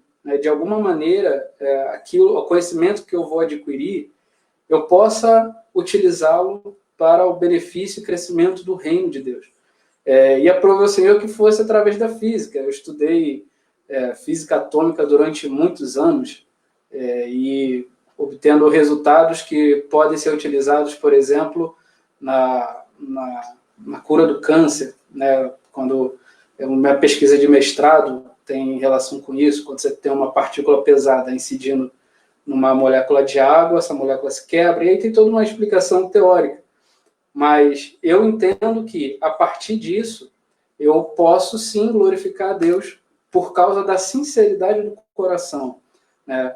Então, independente de qual fosse a escolha que eu fizesse, eu precisaria ter a certeza de que Deus me conduziria. E dessa maneira eu vejo que nós podemos glorificar a Deus, sendo cristãos verdadeiros, sinceros naquilo que nós escolhermos, né, como carreira, como propósito para a nossa vida, e aí vai dessa maneira. Então, nós entendemos aí que o conceito de glorificar a Deus é mais amplo, né? Ele não se restringe apenas a um ato de adoração no templo, né? Até a palavra adoração é bem mais ampla do que o momento de louvor, o momento de comunhão na igreja, né? Muitas vezes as pessoas pensam que estão glorificando a Deus justamente, eu acho que por causa de um dualismo que nós travamos entre o que é espiritual e o que é secular, ou o que é do mundo, né? Então, nós entendemos que podemos glorificar a Deus com o nosso trabalho. Eu também sou pastor, mas também trabalho advogando, e entendo que eu posso usar minha profissão também para beneficiar pessoas, para ajudar que a justiça faça. Eu posso ser um agente de Deus para que a justiça ela seja concretizada na vida de alguém, né?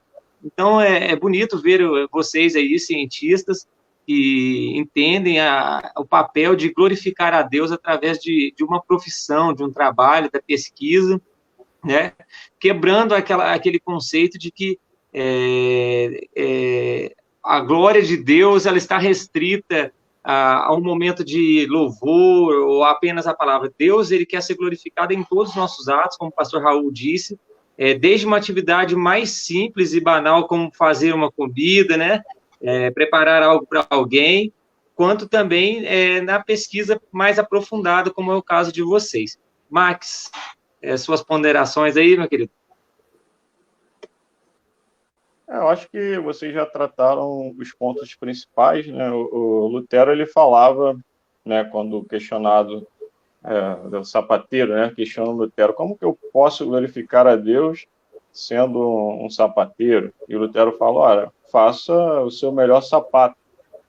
Então, como você falou, pastor Alexandre, a gente precisa abandonar já essa ideia de que eu sou cristão aos domingos, mas na segunda eu visto o meu uniforme, coloco o meu crachá profissional, eu entro no meu laboratório, na minha sala de aula, eu vou fazer uma obra, né, de construção civil, e que isso não tem nada a ver com o meu cristianismo. Não, se eu sou cristão 100% do tempo, né? Então, eu preciso adorar e glorificar a Deus em tudo que eu fizer, né? Como Paulo falou, quer vocês comam ou bebam ou façam qualquer outra coisa, façam tudo para a glória de Deus.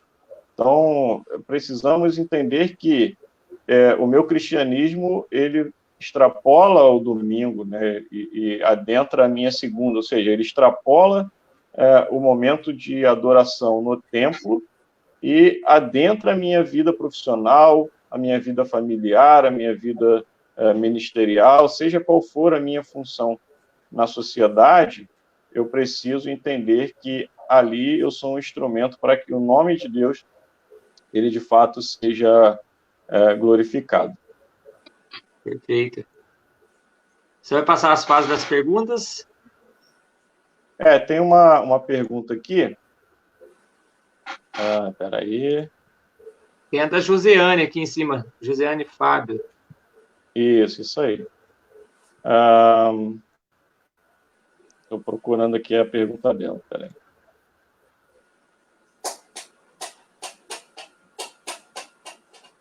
A Josiane, ela pergunta o seguinte. No que a fomentação da erudição, ela chama aqui de intelectualismo, né, entre os cristãos, pode influenciar ou contribuir na prática da evangelização. Até nós estávamos conversando com o pastor Raul, antes da live entrar no ar, sobre o trabalho dele na Associação Brasileira de Cristãos na Ciência, né, como líder de um grupo de estudos ali em Petrópolis, e como isso tem contribuído para alcançar pessoas, né, pastor Raul? Então, eu queria começar com o senhor, talvez o senhor possa falar um pouco mais desse trabalho, dessa relação da fomentação da erudição em relação à evangelização. O ponto de partida é a gente entender que a gente não convence ninguém, quem convence a pessoa é o Espírito Santo de Deus, né? Esse é o ponto de partida, né? Porque apesar da nossa fé e da salvação passar pela mente, quem nos convence, segundo João 14, é o Espírito Santo. Então, o ponto principal é esse. Porém, a igreja, ela tem um trabalho muito forte de evangelização em certos segmentos, mas outros segmentos ficam deixados de lado, né? Então, por exemplo, dentro das universidades, muito pouco trabalho eficiente é feito em termos de evangelização. Então, nesse sentido, uma formação, né, mais elaborada, ela facilita, por exemplo, na evangelização desses grupos que, de repente, de pessoas que nunca entrariam numa igreja, por preconceito, porque não gosto, enfim, não é minha praia, como muitos dizem, né? Então, às vezes, essa porta aqui, por exemplo, a ABC2, a Associação Brasileira de Cristãos na Ciência, tem desenvolvido, né, como estratégia de abrir um espaço, né, ser uma embaixada de Cristo dentro das universidades, também sem sombra de dúvida, um espaço de evangelização. Então, o que eu estava falando com o Alexandre antes de começar, né, a nossa reunião aqui, é que eu tenho alunos hoje na universidade que jamais entraram numa igreja, alunos que são ateus, e que participam ali exatamente porque ali é um espaço diferente. Então, a igreja precisa, sim, estar nesses locais. Agora, a gente entende que quando eu vou evangelizar uma criança, eu tenho que usar uma linguagem, né, própria para uma criança. Vou usar bonecos, fantoches, vou usar, né, os recursos que eu, particularmente, eu não sei. Eu não sei evangelizar adequadamente uma criança. Mas se eu for evangelizar um aluno da universidade, eu já fico mais à vontade. Então, a igreja é um corpo, e como um corpo tem muitos membros, tem muitos, né, atores. Então, precisamos daquele que evangeliza, né, lá na praça, precisamos daquele que evangeliza na universidade, precisamos daquele que evangeliza lá no Senado Federal, né, precisamos estar em todos os espaços. Né? Então, agora, para isso, para eu conseguir me aproximar, eu preciso daquela linguagem. Então, um exemplo mais claro que eu conheço aqui é de Atos, capítulo 17, quando Paulo vai evangelizar em Atenas, e ele começa a evangelização falando de filósofos gregos, ele fala dos poetas gregos, ele utiliza, né, de uma linguagem que era conhecida por aquele povo, ele não chegou falando do templo, porque o Templo de Jerusalém, porque o Templo de Jerusalém não dizia absolutamente nada para os gregos. Agora, falar para os gregos numa linguagem que eles conheciam, foi o que ele fez e ele conseguiu ali ter algum resultado, né? Na realidade, quem convence, como eu falei, é o Espírito Santo, mas é importante que esteja alguém ali para pregar, né? Senão não tem como ter salvação, né? Amém. Vitor, qual o papel da erudição cristã ou do investimento, né, nessa área do conhecimento da educação cristã na evangelização? Assim, eu vou tentar recordar um pouquinho da minha época de graduação. Eu me lembro que naquele período tinha o movimento Alfa e Ômega, onde jovens eles se reuniam, geralmente na hora do almoço, para compartilhar suas dificuldades, orarem uns com os outros. Então, eu vejo que se eu estou dentro de uma universidade e sou um cristão fiel em Jesus Cristo, né? Eu sou verdadeiramente cristão, e eu creio, né, fielmente, porque eu experimentei isso. O Senhor, ele conduz pessoas ao nosso encontro também. Então, quantas vezes dentro da universidade, pessoas que não eram cristãos, eram ateus, em momentos de dificuldade, de sofrimento, eles buscavam um apoio. E ali já se iniciava um cuidado pastoral, mesmo que o outro não soubesse, né, que isso estava acontecendo, mas, de certa forma, havia ali uma evangelização. Então, eu entendo que se você vive de maneira a glorificar o nome de Deus, retornando àquela pergunta anterior, Deus ele sempre vai enviar pessoas, né? E você vai ter a oportunidade de falar desse amor que um dia te alcançou e transformou a sua vida por inteiro, que mudou completamente seu coração, a sua mente, e isso te trouxe para um viver feliz, né, em Cristo. E por experiência própria, quantas pessoas surgiram dentro da universidade buscando esse tipo de ajuda? Porque quem é da academia sabe que é um ambiente altamente competitivo, de produtividade, o tempo inteiro você precisa estar correspondendo, e isso gera muita angústia, muita aflição, e as pessoas não sabem onde buscar, né, resposta para aquilo que elas estão sentindo. E nós, como cristãos dentro da universidade, temos a melhor resposta de todas, né, que é entregar o coração a Cristo e ser verdadeiramente feliz nele. Eu acho que a gente poderia fomentar, né, a pesquisa, as pessoas entrarem na universidade, buscando esses cursos que não são muito usuais, principalmente o de física. O pessoal sempre acha ou que a gente é louco ou que é ateu, né, uma coisa ou outra. E dentro da igreja as pessoas sempre acham, entrou no curso de física, vai esfriar na fé, vai... E não necessariamente, né? Encontrei batistas, católicos, hinduístas, encontrei todo tipo de pessoa dentro do Instituto de Física que precisavam de uma palavra de esperança para o seu coração, né? Até quem não tinha religião. Então eu vejo que nós somos uma porta, né, que é aberta dentro da universidade, e a gente convida as pessoas para entrar, né? Pelo menos eu tenho enxergado dessa maneira. Amém. Pastor Alexandre, quer comentar? Perfeito. Não, tranquilo. Não tem nada a complementar. Amém. Então, só a última pergunta aqui, então, pastor Josemar Vieira. Nós cremos em Deus e estamos bem resolvidos em nossa fé, mas há o problema do ateísmo dentro da ciência. Como vocês conseguiriam lidar com essa questão? Pastor Raul, a gente falou um pouco disso no começo, né? A ciência implica necessariamente em ateísmo, né? Ou não? Não, na realidade não. Quase mais de 60% dos prêmios Nobel são pessoas que são crentes em Deus. Então, essa relação, por isso que eu falei no início que esse conflito é uma narrativa construída, isso não é um fato histórico, né? Então, até tem uma sugestão aqui de um livro, O Teste da Fé. Esse teste da fé são relatos, são testemunhos de vários cientistas, assim, do mais alto gabarito, inclusive Francis Collins, acho que foi você que citou, né? É um deles que dá o testemunho aqui, como eles se converteram, como é que a fé os alcançou, né? Como é que eles se converteram a Cristo. Então, assim, não é tão complicado. Agora, o ateísmo, ele existe, sim.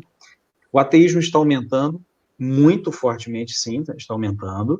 E como é que a gente lida com isso? Em primeiro lugar, a gente lida amando essas pessoas, né? Porque elas pensam diferente da gente, que a gente vai tratá-las de forma, né, arrogante ou de forma combativa, né? Ao contrário, acho que Cristo é mais representado, ou melhor representado por amor. Então a gente prega para eles amando essas pessoas e tendo a compreensão de que quem convence o homem, no final das contas, é o Espírito Santo de Deus. Não é o argumento que convence o homem. Quem convence o homem é o Espírito Santo. O argumento é importante, mas o convencimento é do Espírito Santo de Deus.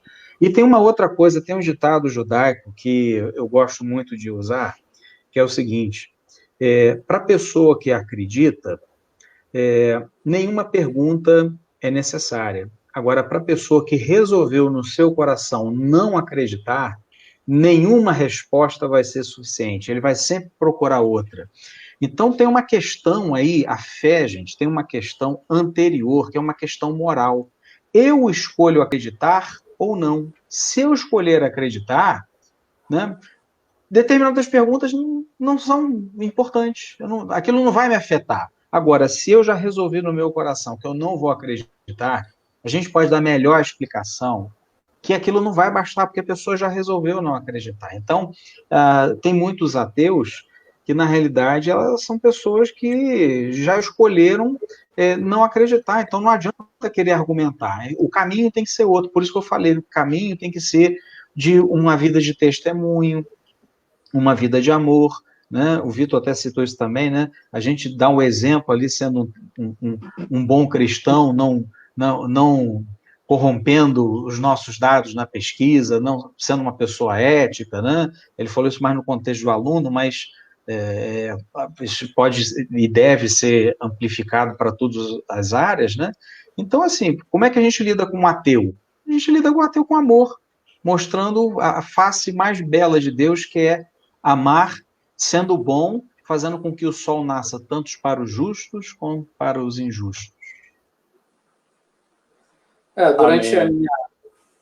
Durante a minha caminhada acadêmica, eu encontrei muitos tipos de pessoas. Eu encontrei agnósticos, que são pessoas que dizem que não sabem, não tem como saber se Deus existe ou não, então ela toca a vida dela não achando relevante essa pergunta.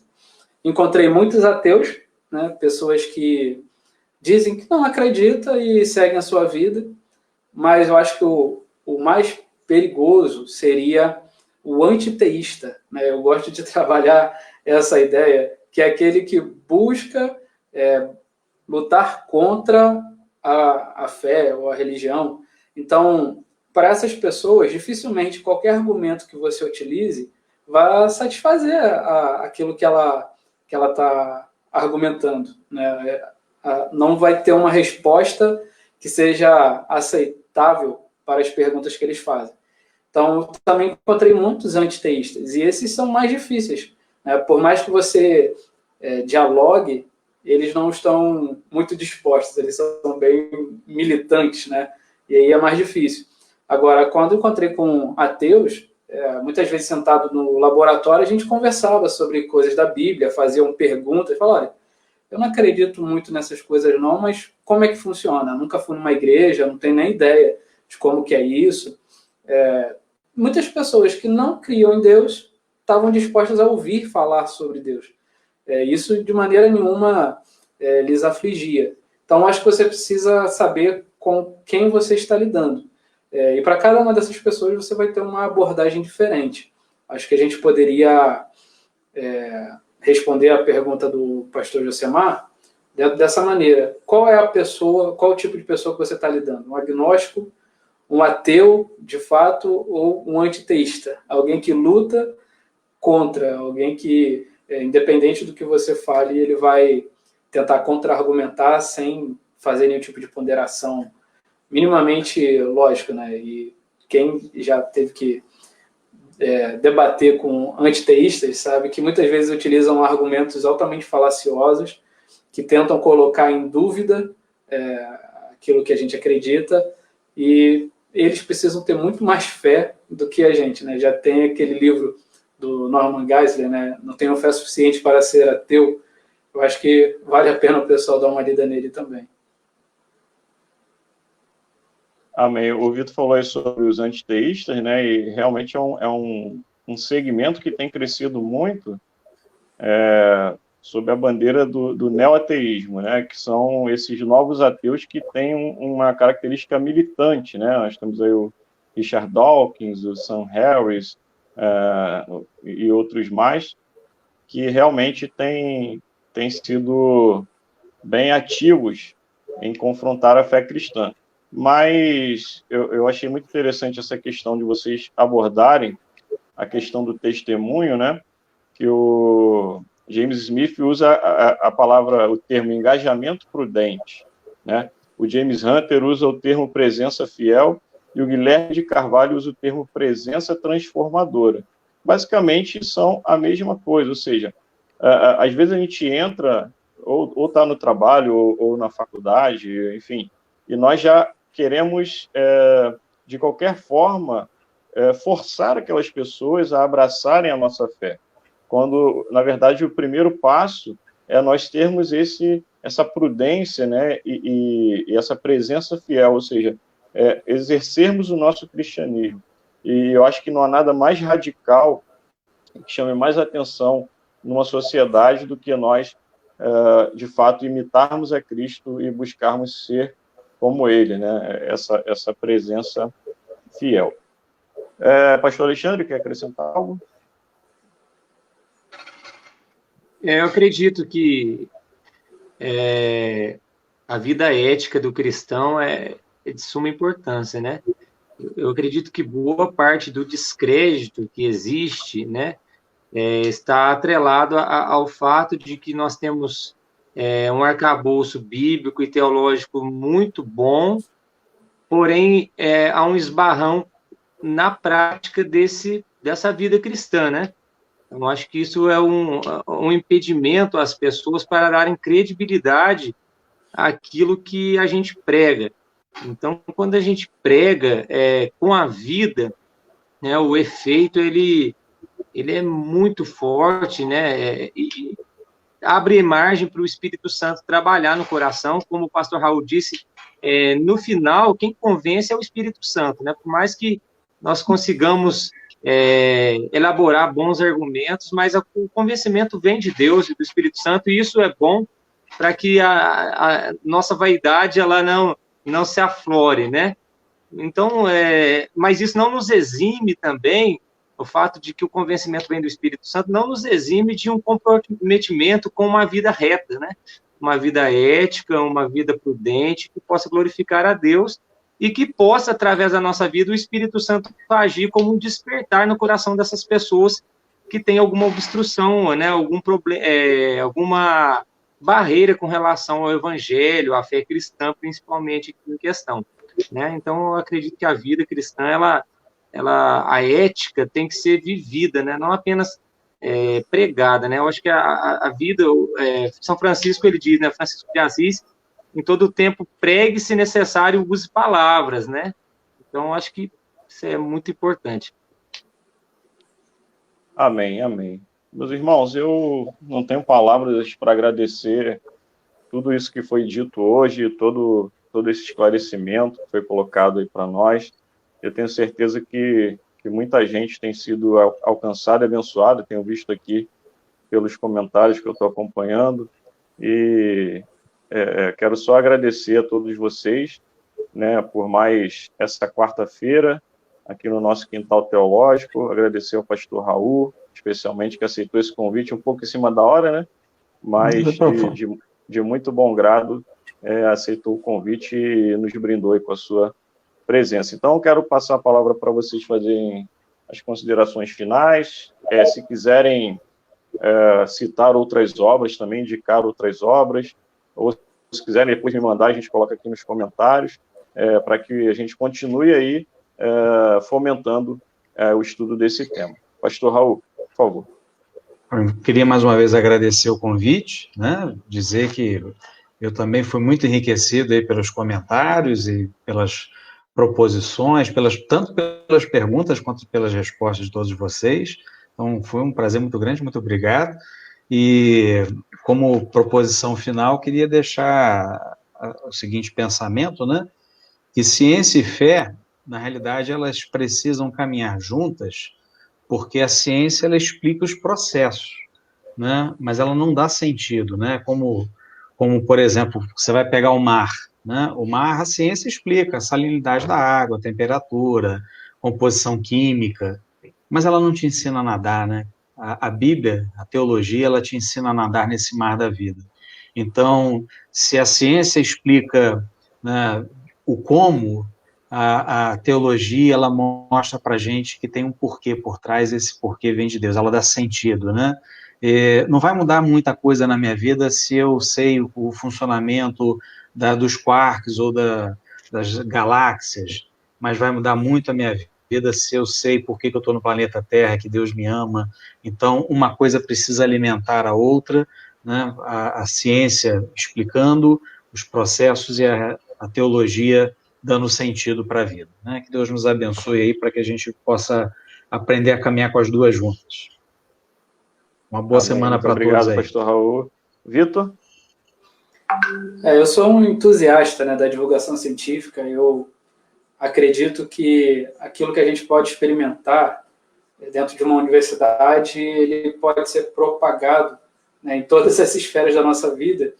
E, como eu disse, se o meu intuito é utilizar aquilo que eu aprendo, aquilo que eu recebo como conhecimento para o benefício do reino, a gente sempre vai sair ganhando, né? Eu acredito fielmente que o reino de Deus, ele sempre vai crescer, sempre vai se expandir, sempre vai alcançar ainda mais pessoas, se eu entender que eu faço parte dele e que eu sou uma pessoa atuante nesse processo.